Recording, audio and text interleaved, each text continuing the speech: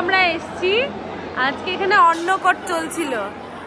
শুধু দেখো একবার, প্রসাদগুলো দর্শন করো তোমরা, শুধু কত সুন্দরভাবে সাজিয়েছে আর কি সুন্দরভাবে দিয়েছে। এখানে অন্নকট দিয়েছে ভগবানকে প্রসাদ।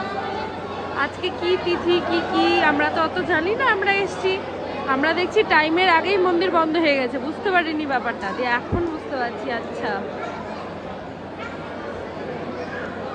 তো এই হচ্ছে ব্যাপার।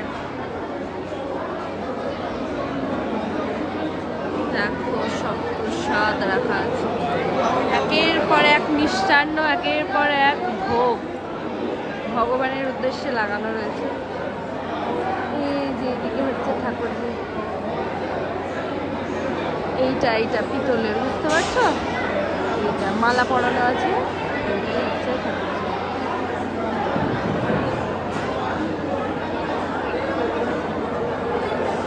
কত লোক!